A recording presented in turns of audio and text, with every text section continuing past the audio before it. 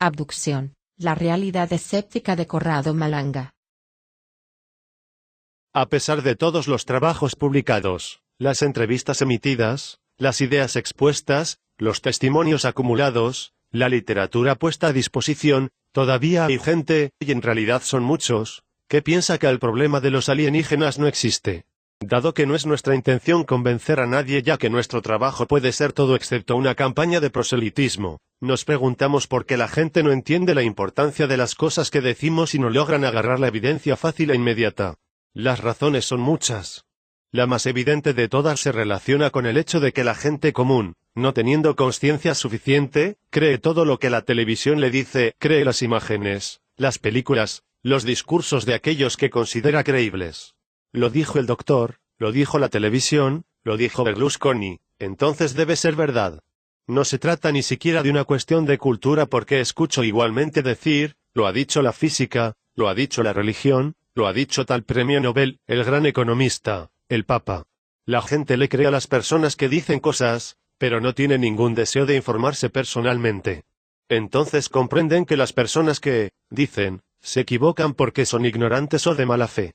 Pero es más conveniente dejarse manejar por otro así, por lo tanto, si la física dice que los alienígenas no pueden venir a este planeta, ¿por qué perder el tiempo en creer que esto no es realmente cierto? Muchos me escriben diciendo que han visto algunas entrevistas que he publicado en YouTube de los cuales perciben que digo un montón de basura.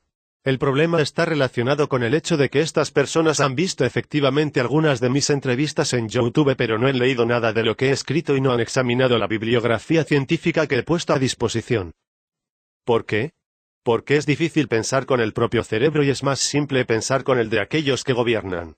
También es cierto que durante mucho tiempo he descuidado el diálogo con la ciencia actual y la televisión pensando que mi interlocutor era el pueblo y no el poder. En este punto hubo una primera fase en la que saturé Internet con mis ideas, pero a nadie le importaba si las personas las leían y entendían. En un segundo momento, las personas que habían crecido con pan y reglas se preguntaron cómo tantas personas seguían mis ideas, y comenzaron a pensar, dentro de sí, que estas ideas podrían ser verdaderas. Pero su cultura considera estas ideas un peligro para ellos mismos. Decir que hay alienígenas y decir que la gente es onanímica, afirmar que la Iglesia es un engaño y que no existe el dualismo, habría sido tremendo porque habría significado la aniquilación de la personalidad, basada en la seguridad dictada por la existencia de las normas. Luego hay personas que, cualquier cosa que les digas, están en contra. Esas son bien representadas por un metaprograma de la programación neurolingüística y se reconocen de inmediato porque cuando las encuentras y les dices, buen día, te responden. No. Este artículo se inspira en uno de estos puntos. Una carta y un ejercicio de gramática transformacional PNL. Un señor, del que respetaremos el anonimato por obvias razones, me escribe la siguiente carta. Hola señor Malanga, he escuchado lindas historias de alienígenas extradimensionales reptilianos, orange, mantis y similares, HP y hombres del futuro, soldados y masones, todos en busca de ánimas, universos paralelos y extraños pactos con los gobiernos por tecnologías no humanas, extraños abducidos, de algún modo, en contacto con alienígenas y tantas otras historias relacionadas. Dado que creo que todo eso es fruto de los peores escritores de películas de ciencia ficción de clase B, pero que, a pesar de todo, es mi preocupación no fijarme en las apariencias y tratar de profundizar en la historia y en los eventos tanto como sea posible para encontrar lo más cercano a la objetividad. Le pido cortésmente que me entregue una prueba válida de tales tesis y teorías que tan expertamente explican en conferencias públicamente visibles a través de la plataforma YouTube. Le recuerdo que valerse de un método científico en una investigación no significa tener una respuesta equivalente a la verdad absoluta. Entonces le ruego que me ahorre documentos improbables mostrándolos como la verdad absoluta, o incluso que me ahorre posteriores películas para ver. Sé que el tono de este mail podrá parecerle irónico y poco profesional, y admito que el escepticismo me lleva a asumir tales connotaciones, pero le ruego que tome mi petición seriamente. Si no quiere satisfacer mi curiosidad, esté tranquilo que no haré nada. No tengo grandes esperanzas de recibir una respuesta exhaustiva. Dicho esto, le ofrezco mis respetos. Esta carta muestra seguramente, desde el punto de vista del análisis transformacional PNL, una serie de puntos que me hacen entender cómo el sujeto que escribe no tiene para nada claro el mapa del territorio, es decir, la imagen de la realidad. De hecho, su carta describe su visión de la realidad con una serie de distorsiones y generalizaciones, que se evidencian por el tipo de análisis gramatical utilizado. Expresiones como, escuchado lindas historias. Creo que todo esto, a pesar de todo fijarme en las apariencias, son expresiones que Bandler y Grinder definen sustancialmente como distorsiones de la realidad y generalizaciones. Por ejemplo, un pianista a la pregunta, escuchado lindas historias, debería responder, ¿qué lindas historias? O a la expresión, creo que todo esto, se responde con, ¿qué entiendes por todo esto? O a la expresión, a pesar de todo, debe responder, ¿todo qué? Etc. Y se comprende como las generalizaciones verbales son la imagen de la descripción fonémica de un mapa del territorio absolutamente confuso. Por lo tanto, es cierto que el sujeto que escribe tiene ideas muy confusas, pero a nivel consciente no lo sabe, y es por esto que añade frases como, valerse de un método científico no demuestra nada, y no tengo grandes esperanzas de recibir una respuesta exhaustiva.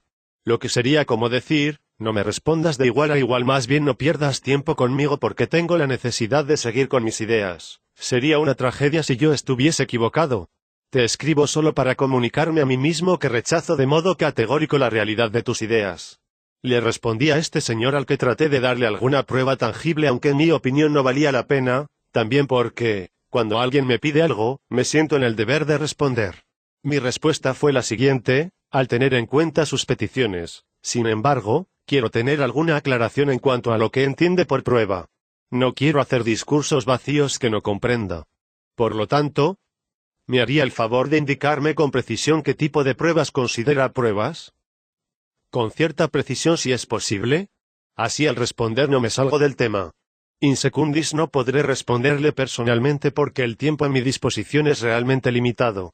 Así que he pensado responderle públicamente en la siguiente conferencia que realizaré, creo, en Roma.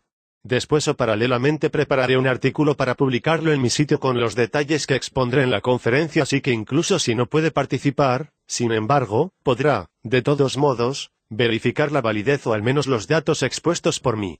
Espero las especificaciones de su prueba. Malcolm, mi respuesta aclara al sujeto lo que según él sería una prueba. Si no lo hiciese así, su respuesta sería negativa para cualquier prueba que le presentará.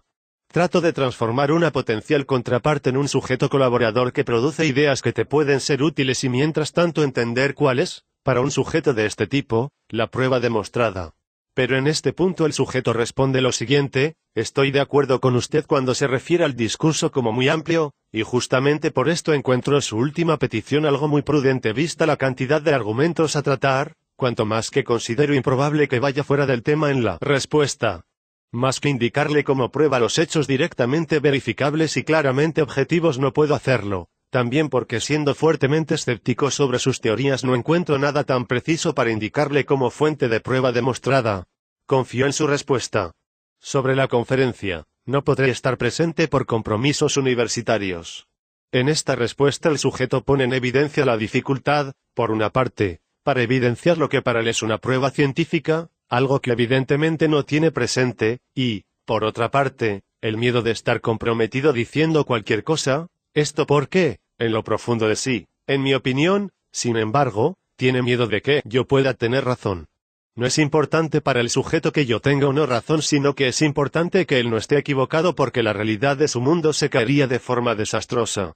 Y entonces le respondo de este modo, sin embargo, si me responde así me está diciendo que cualquier cosa que diga o prueba que tome justamente porque, según usted, no existen pruebas demostradas, no llevará a ninguna solución.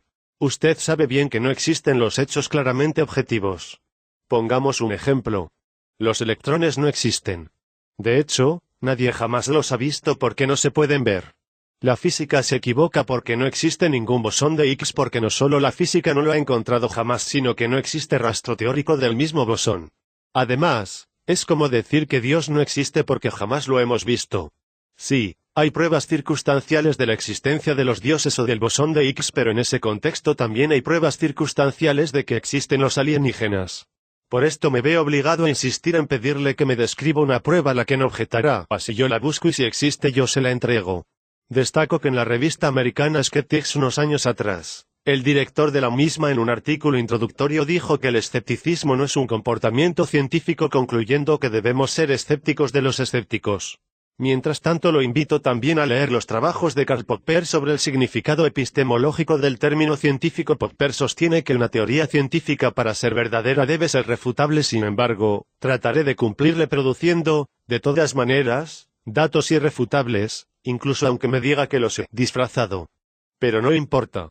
Mientras haya pruebas en este punto el sujeto me responderá como sigue: como usted dice, estoy convencido de la falta de pruebas determinantes, y es por esto que se las pido gentilmente, si tuviese de cualquier tipo, sin vínculo alguno para entregarme, así reviso mi escepticismo sobre sus teorías, y hasta aquí creo que estamos plenamente de acuerdo. Sin embargo, luego agrega ejemplos muy discutibles de física, materia que en su significado más puro es concebida solo de forma hipotética hasta la demostración científica de las teorías hipotetizadas, entonces un régimen bien distinto respecto a lo tangible del tema planteado en este cambio de opiniones textualmente, pero en ese contexto también hay pruebas circunstanciales de que existen los alienígenas, diciendo claramente que no podrá hacer frente a mi petición. Diría desde este punto de vista que puedo ver satisfecha mi curiosidad, aunque un poco decepcionada, y le agradezco mucho por el no poco tiempo concedido.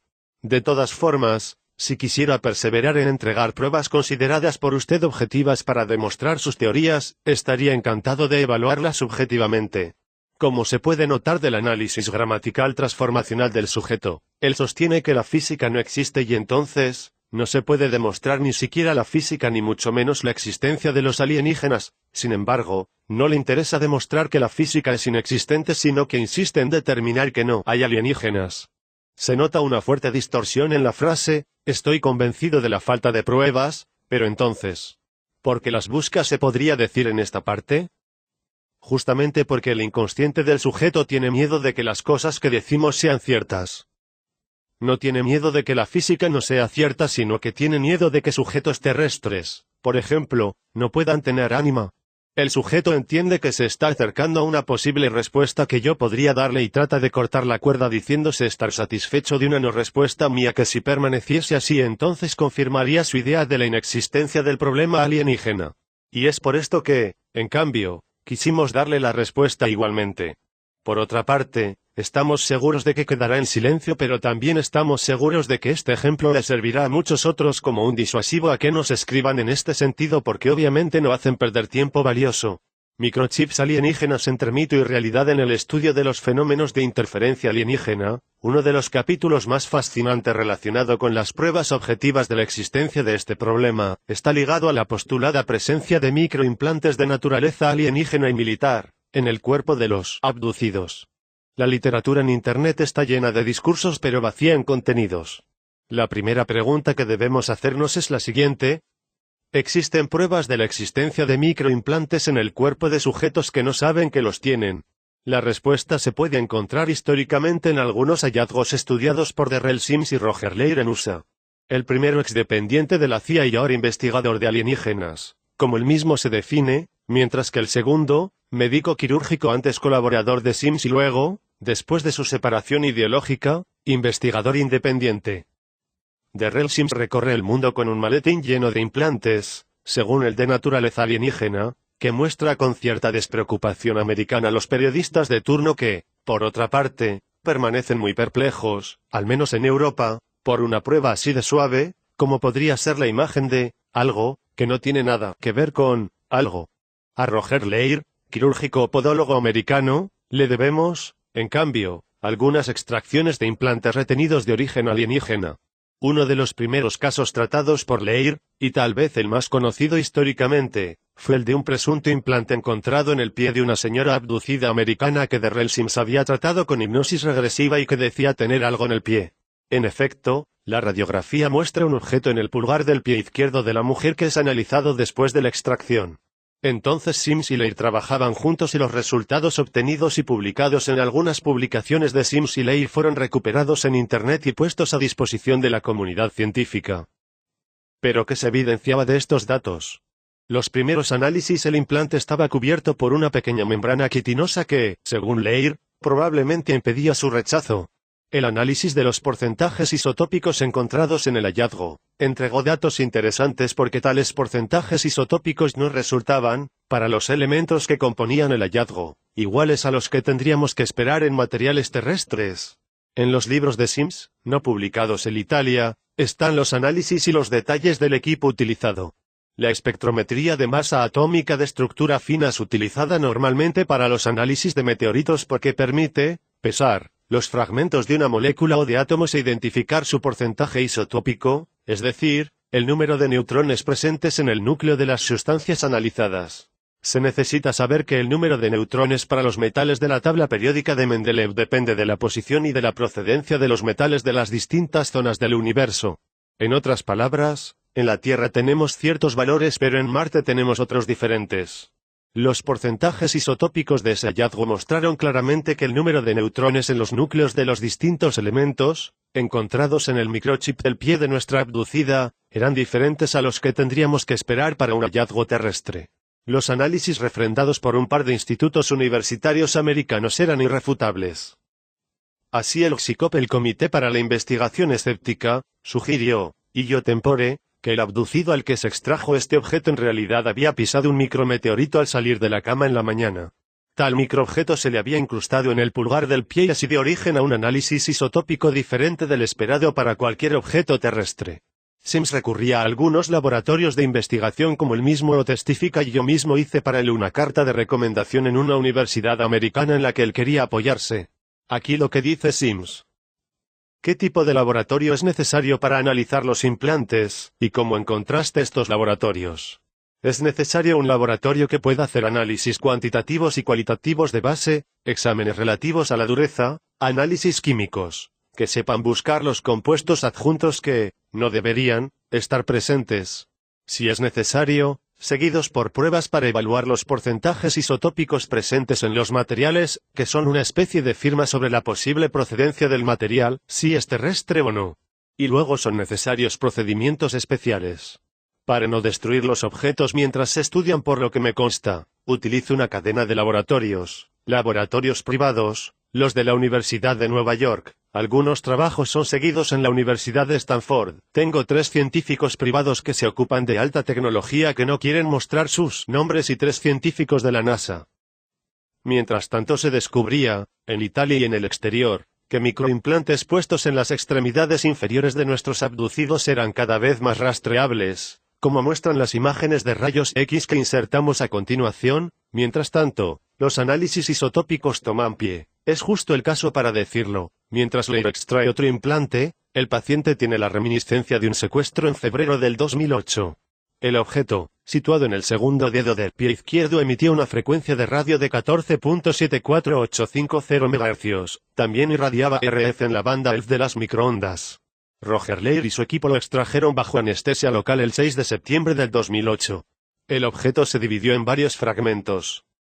Mientras tanto aparece otro análisis de otro implante siempre en el pie de un sujeto americano llamado convencionalmente Smith para preservar su anonimato. Analysis of Object Taken from Patient John Smith Report Autor, Steve Colbert 25 January, 2009. El análisis realizado sobre este microimplante mostró, una vez más, porcentajes isotópicos diferentes del terrestre. Mostramos a continuación la tabla con los análisis elementales y enseguida la tabla con los porcentajes isotópicos diferentes de los terrestres. Recordamos que Leir y Sims son apoyados por 5 institutos universitarios para obtener los datos. El 12 de septiembre del 2006, aquí las imágenes de uno de los 12 implantes extraídos por Leir y algunas fases de la intervención tomadas por la telecámara de Michael J. Portanova. La literatura sobre este extraño fenómeno de los implantes alienígenas no es tan extensa, pero seguramente es muy sugestiva también si, a menudo, resulta difícil llegar a la fuente de la información para estar seguros de que toda sea real y creíble. Y aquí la tabla de los isótopos. En este punto, eran muchos los americanos que comenzaban a pisar meteoritos. También en Italia tuvimos casos de microchips implantados, en los pies de nuestros abducidos, que se podían evidenciar fácilmente por las radiografías. Los implantes también son encontrados en las manos.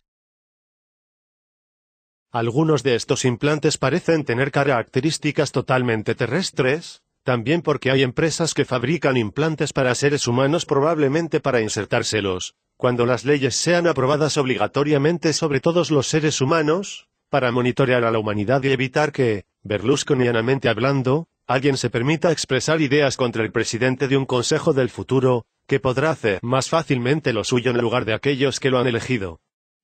Mientras tanto, algunos científicos americanos se dan cuenta de este problema y piensan denunciar que algo está mal. Uno de estos es el joven físico Robert Kontz, que se define así: soy un doctor físico nuclear experimental, y una vez estuve con el Grupo de Seguridad Naval de la Marina de los Estados Unidos. Mientras estaba asignado en la Agencia de Seguridad Nacional, enseñé electrónica relacionada con la recolección de información a distancia. Mi nivel es toda una vida en la National Security Agency Top Secret with Cryptographic Endorsement and Code Word Access. En la página web puesta abajo, he publicado nuevos artículos e información de fondo que justifica mis credenciales. Kontz afirma en una carta abierta del 26 de mayo del 2009 a la comunidad científica que, en particular, observo las reportadas proporciones isotópicas no terrestres del implante putativo, las reportadas emisiones de energía electromagnética y la aparente microestructura del posible dispositivo. Esta es evidencia física que ha sido y puede ser analizada. Además, noto que el científico entrevistado parece muy lúcido y sensible. Asimismo, el científico tiene conocimiento demostrable sobre nanotubos de carbono y parece ser, en efecto, el científico que afirma ser. No veo razón alguna para descartar lo que estos hombres dicen. De hecho, todo lo contrario es cierto. Mi opinión es que este asunto debe ser tomado muy en serio y, eventualmente, debe ser abordado abiertamente tanto por las autoridades federales y por el público. Sin embargo, me doy cuenta que es improbable que las autoridades federales traten abiertamente este tema, y mi opinión es que los principales medios de comunicación no escribirán ni un solo, imparcial, artículo sobre el tema. A pesar de eso, si bien es cierto que las personas extraterrestres están colocando implantes en los cuerpos de los ciudadanos estadounidenses y los científicos estadounidenses, entonces el asunto es de naturaleza de seguridad nacional que podría ser más grave que la amenaza de Al-Qaeda y Corea del Norte. Es posible que mis comentarios sean reunidos con burla y escarnio en algunos sectores. Pero eso no me disuade en lo más mínimo. Que las fichas caigan donde caigan. La verdad es un aliado, no es vida posible en lo que podría convertirse en un planeta de esclavos. Implantes en el cuerpo de presuntos abducidos también son encontrados en los ojos, detrás de los globos oculares. Se trata de pequeños granos que parecen de material porcelánico. De estos, al parecer hay solamente un ejemplo extraído de un paciente de Darrell Sims. Sims muestra esta especie de cáscara vacía que fue analizada por sus expertos pero de la que se conoce muy poco actualmente. Microchips terrestres se destaca como en este planeta ya existe la tecnología para realizar microimplantes para curas médicas, para desarrollos militares y para el control de la población. Se va desde microchips oculares para devolver la vista a los no videntes, a microimplantes del cerebro para registrar en un disco los pensamientos del sujeto analizado. Microecogrid, Utah University. Y se ven todos los que incluso con asociaciones buscan dar batalla a un elusivo y no identificable ser humano que, para fines secretos y militares de control mental, metería un chip en el cráneo de las personas para quizás qué objetivos. Desafortunadamente, donde hay humo también hay fuego. Algunos datos del territorio italiano. En los análisis que realizamos en estos últimos 25 años, sobre el problema de las abducciones alienígenas, nos encontramos con distintos tipos de implantes alienígenas. El sujeto, a menudo, no sabía, a nivel consciente, que tenía estos implantes pero, dentro de sí, tenía el conocimiento de que algo le había sido implantado. En realidad, durante las hipnosis regresivas efectuadas para verificar las memorias de las eventuales abducciones alienígenas ocurridas, el sujeto tiende a relatar operaciones quirúrgicas, iguales para todos los testimonios, en las que algo se le insertaba detrás o dentro de la oreja, detrás de la espina dorsal, en el cerebro, pasando por la nariz derecha, en los derechos y en la izquierda para los zurdos, etc. También salen a la luz relatos de operaciones en la rodilla y en el pie. Jamás dirigimos nuestra investigación hacia la identificación de microimplantes, pero estos salieron por sí solos y por casualidad. El hecho de que hayan salido por sí solos significa que hay muchos de estos, en el cuerpo de un sujeto abducido, que incluso si no los quisiéramos ver, se manifestarían de todas maneras. En realidad, los sujetos que vienen a nosotros cada tanto nos llevan análisis médicos hechos en otros periodos de su vida y, desde allí, parte nuestro análisis porque, en esas láminas, a veces hay cosas que no deberían estar y de las que los médicos no tienen explicación. Pero vayamos en orden.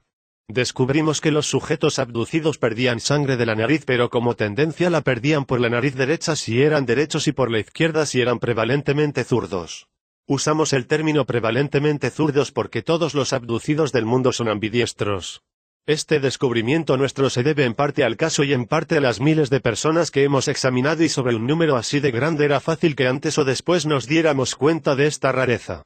Esta aparente rareza tenía, según nosotros, también una explicación técnica que atenderemos, sin embargo, en otro lugar, cuando tengamos más evidencia de este aspecto aparentemente extraño de las abducciones.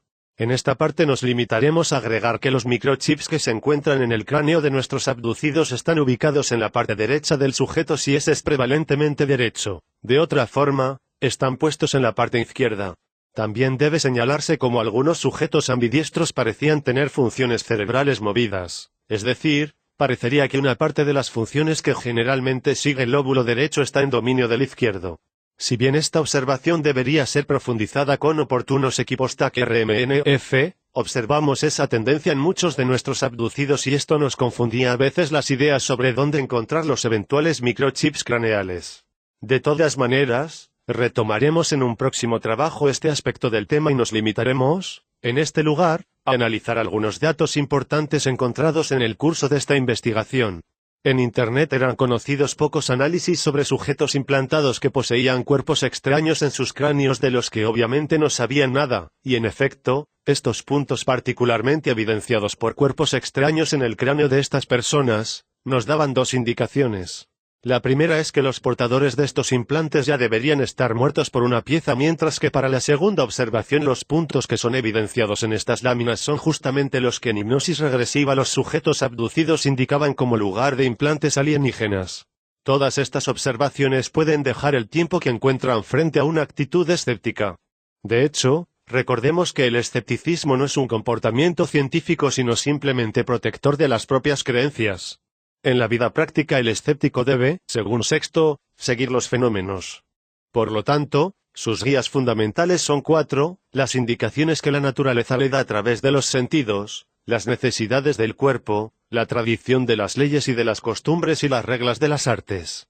Con estas reglas los últimos escépticos buscarán diferenciarse por el criterio, sugerido por la academia promedio, por la acción motivada o razonada. De acuerdo a Sexto, la diferencia fundamental entre el escepticismo pirrónico y el de los académicos es esta, que mientras los académicos admiten saber solo que no es posible saber nada, los pirrónicos incluso evitan esta afirmación y se limitan a la investigación y 3. Sexto empírico quiso, en otros términos, realizar el ideal de una investigación que sea solamente investigación, sin punto de partida ni punto de llegada y por lo tanto, totalmente inútil. Pero mientras los escépticos continuaban siéndolo, nosotros buscábamos las respuestas que ellos no querían tener pero que nos preguntaban a nosotros.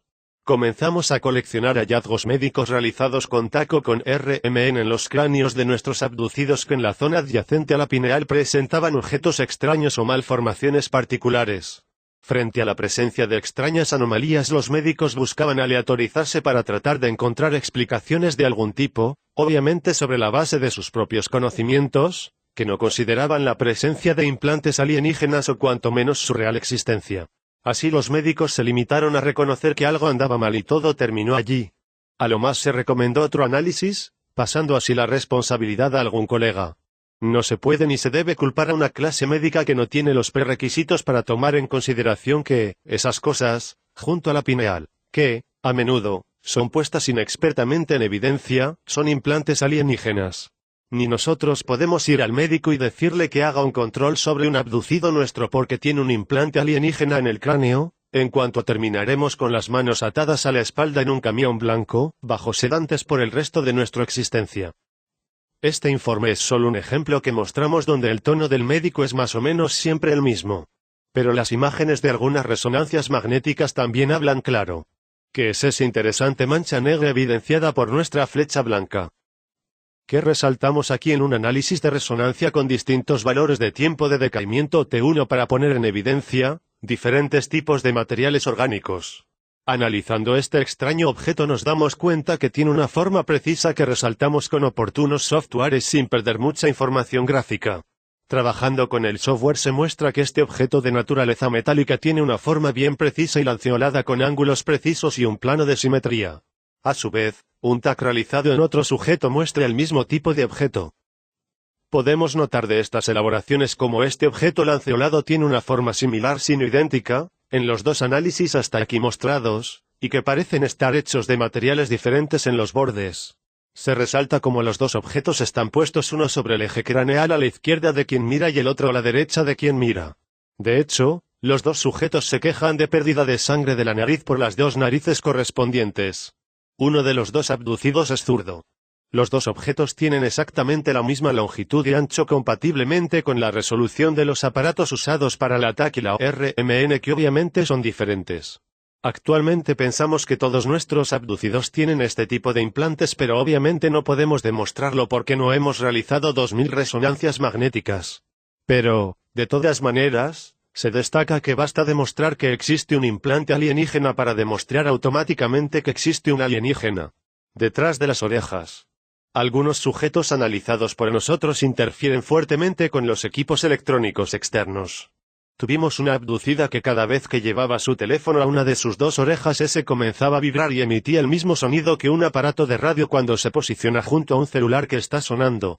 El ruido se sentía perfectamente pero el efecto no ocurría cuando el sujeto usaba, para responder, la otra oreja.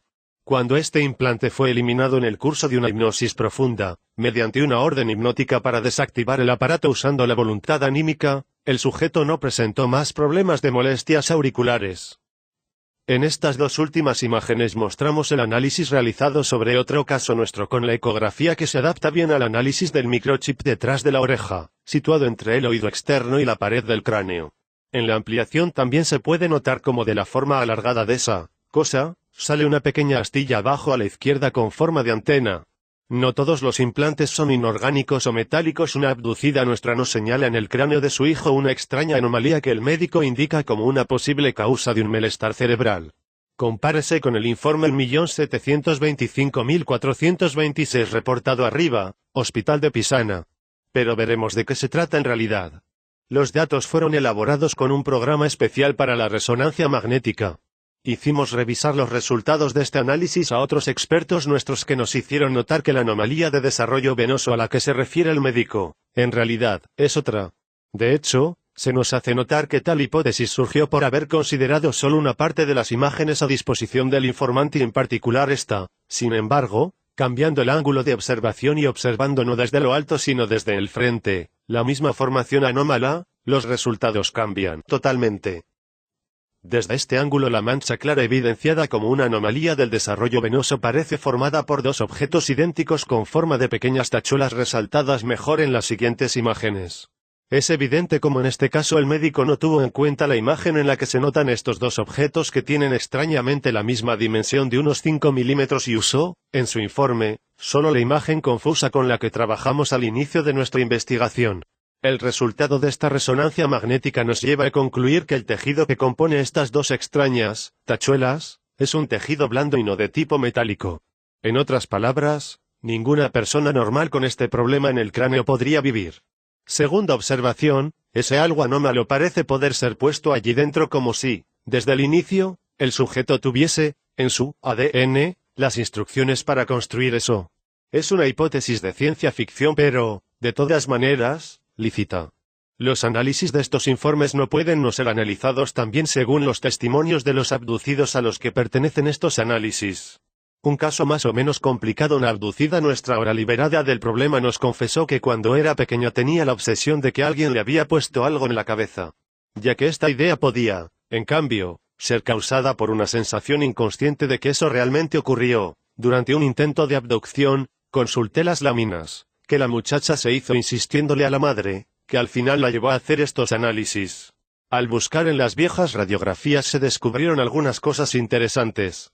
De hecho, el sujeto tenía en la frente una cicatriz que no recordaba haberse hecho. La cicatriz estaba justo en el punto donde, a menudo, encontramos, en el cráneo frontal de nuestros abducidos, el mismo signo. Por lo tanto, podíamos buscar en la radiografía bajo la cicatriz que esta abducida tenía y verificar si, con algún truco, llegábamos a encontrar algo anómalo. Encontramos más y no solo algo anómalo que estaba situado bajo la cicatriz del cráneo en la posición frontal, encima de los globos oculares, sino algo que era bien visible junto a la cavidad oral. Pero vayamos en orden. En esta radiografía señalamos con la primera flecha en lo alto la posición de la cicatriz. Trabajando con el computador resaltamos un implante subcutáneo casi transparente, tal vez construido con un polímero conductor, entonces invisible a la radiación X. El análisis computarizado condujo a evidenciar una especie de objeto redondo unido a algunas ramificaciones que estaban conectadas como si estuviesen enganchadas al tejido óseo del cráneo frontal izquierdo. Lo interesante estaba ligado al hecho de que parecía que en este artefacto estuviesen estampadas letras hebreas. Al final estas letras fueron bien resaltadas por el computador. Fue interesante observar cómo las 4 letras del alfabeto hebreo estaban invertidas y esto podía ocurrir solo si el microimplante hubiese sido introducido produciendo un corte bajo la piel de nuestro abducido y cerrado en línea recta, sobre la superficie del cráneo. Así, habiéndolo visto desde la parte opuesta con rayos X, habríamos podido constatar que lo que estaba escrito nos aparecería al revés. Una nota interesante estaba relacionada con la historia de esta abducida que tenía recuerdos de alienígenas insectoides que otros abducidos relacionaron con la presencia de militares israelíes, reconocidos en hipnosis regresiva por las insignias de todos los militares, reconstruida después de la hipnosis misma. Pero lo más interesante estaba relacionado también a otro objeto que con los RX no debiese haber aparecido.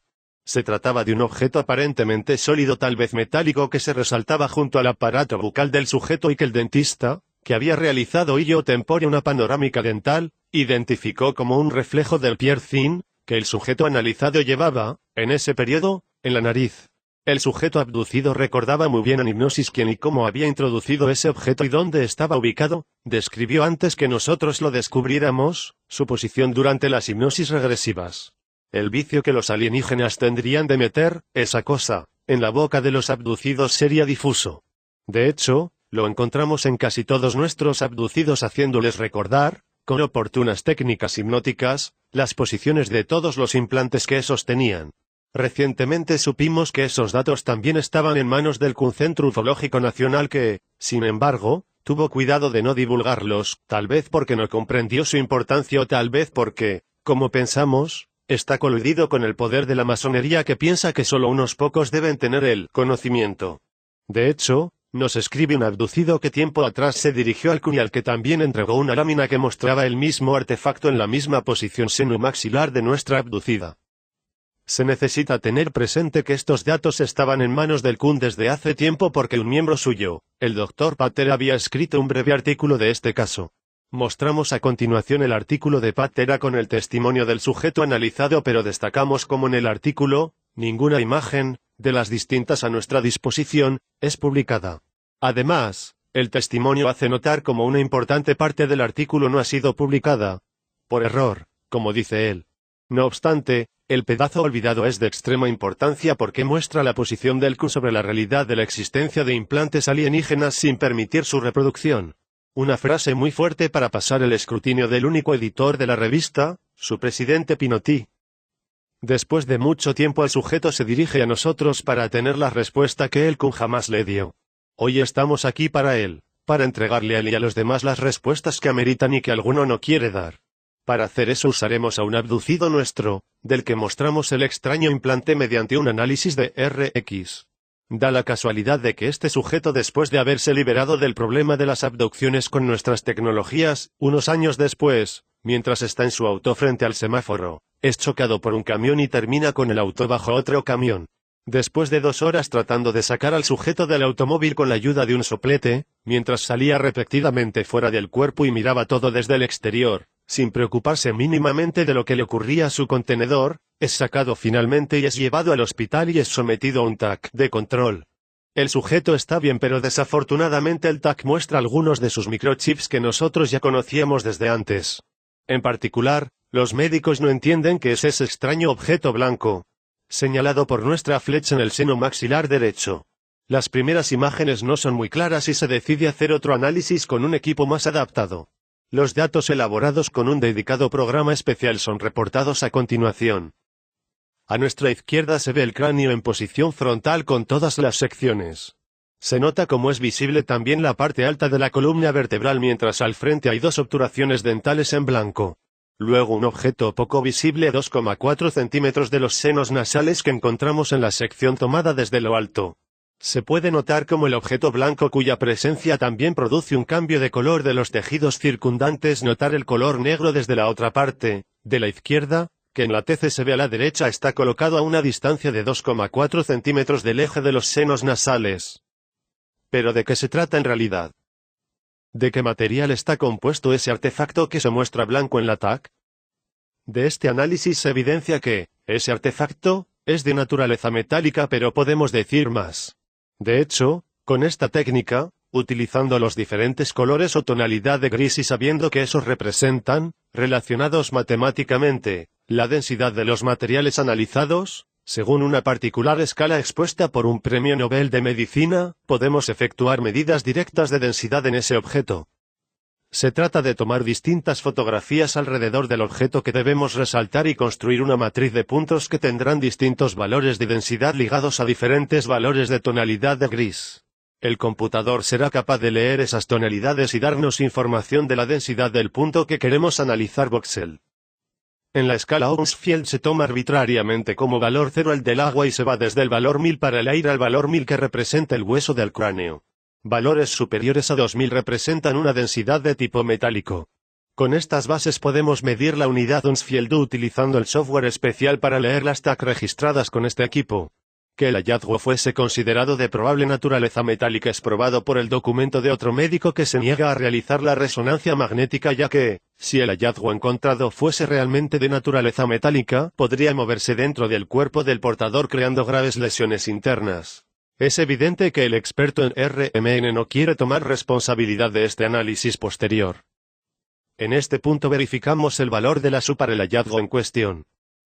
La densidad de ese objeto es de unos 3071 que corresponde a una densidad del carburum de un carburo de silicio. El carburo de silicio también sirve para hacer microchips. Los dispositivos actualmente comercializados son los diodos Schottky, pero hay una amplia experimentación en el mundo científico para el desarrollo de los distintos MOSFET, GFET, BJT, sensores de varios tipos, e incluso otros. Además fue posible recabar algunas proyecciones tridimensionales del cráneo del sujeto resaltando de modo algo preciso la forma y posición del objeto evidenciado. Conclusiones de los microchips y el escepticismo. ¿Cuál fue la respuesta de los médicos frente a esta rareza? Simple, el médico familiar le dijo al sujeto que desde pequeña ella había pisado involuntariamente un pedazo de metal que con el tiempo recorrió todo el cuerpo llegando hasta la mandíbula. Se necesitaba eliminarlo antes de que llegara al cerebro. El dentista afirmó que el sujeto había comido, sin darse cuenta, un pedazo de fierro que se le había incrustado indudablemente en el seno maxilar. El ginecólogo sostiene que la madre del sujeto, cuando estaba embarazada, tenía una astilla de fierro en la vagina y que el feto había crecido a su alrededor. El médico del hospital afirmó que el sujeto cuando era pequeña se dio un narizazo fuerte sobre una superficie metálica y que una astilla de metal le entró a la fuerza en la nariz y luego, con calma, se puso donde está ahora. El sujeto está muy preocupado porque lo quieren operar para quitarle esa cosa en el Instituto Maxilofacial de Parma, pero también porque ahora los médicos han descubierto el microchip frontal y están preocupados porque no saben cómo desencastrarlo de la caja craneal. Le aconsejé a nuestro exabducido que se le aleje de los médicos y que viviese la vida sin problemas posteriores. Lo que se puede destacar de este breve excurso es que parece evidente que existe una relación entre sujetos que relatan experiencias de interferencia alienígena y la presencia de microimplantes en zonas particulares y siempre idénticas del cuerpo humano. Parece evidente que, en algunos casos, los porcentajes isotópicos, calculados en hallazgos extraídos quirúrgicamente, no dejan dudas de la tipología de material exógeno al planeta Tierra que es utilizado para la construcción de estos objetos. La densidad específica de estos objetos es, a menudo, claramente inconfundible con la del hueso humano y varía de valores muy bajos a valores definitivamente altos, haciendo suponer que existe una vasta gama de estos implantes. Se destaca también que ya tenemos la tecnología para evidenciar la mayor parte de estos implantes, incluso si todavía no tenemos la tecnología para construirlos así de pequeños. Sin embargo, los pocos datos a nuestra disposición no dejan duda alguna de que estos objetos son de matriz alienígena o de matriz militar terrestre. Actualmente no existe otra hipótesis suficientemente plausible para explicar la existencia de dichos objetos.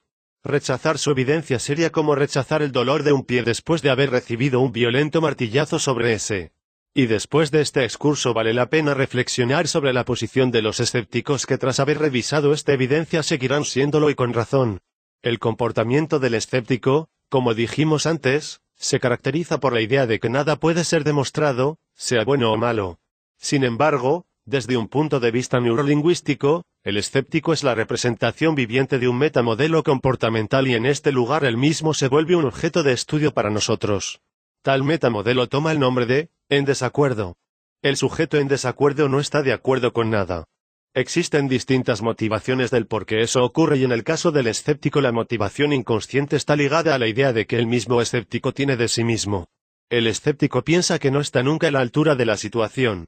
Yo piensa pero solo a nivel inconsciente. En realidad, no ha tomado conciencia real de eso.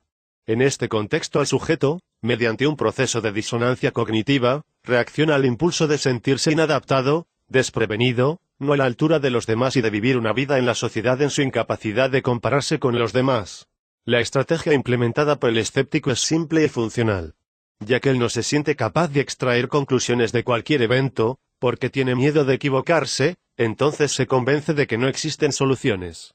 De la inferioridad respecto a los demás, de la incapacidad de reaccionar a los estímulos externos con consciencia, se transforma en un ser superior, es decir, en el único que entendió que es inútil encontrar explicaciones porque esas no existen y jamás serán encontradas.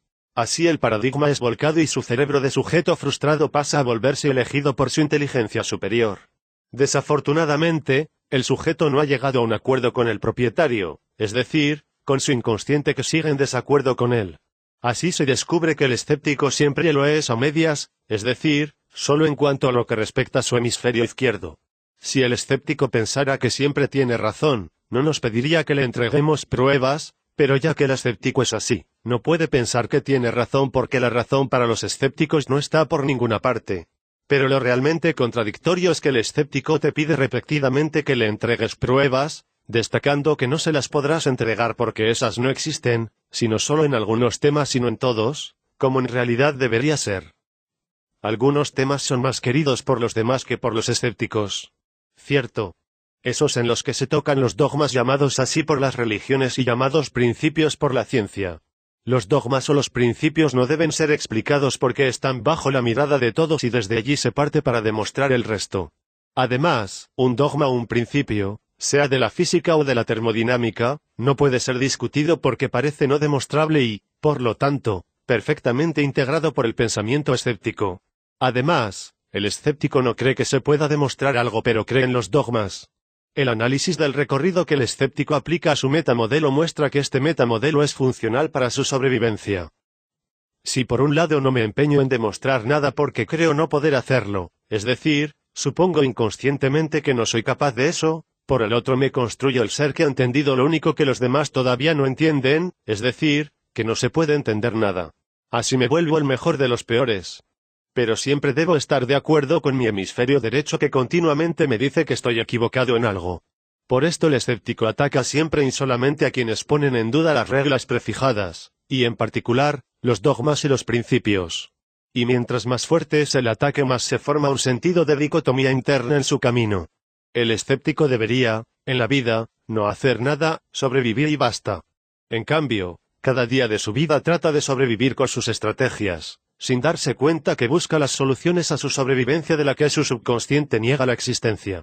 Al hacer esto quiere vencer absolutamente la idea, dentro de sí, de que algo de su comportamiento representa, en realidad, un débil modelo estratégico de sobrevivencia.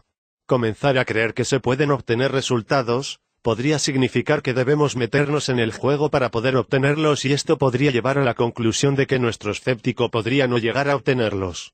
El escéptico no combate jamás con ardor, convicción y tenacidad con quien sigue las reglas de la sociedad, pero el escepticismo debería valer también en esa dirección.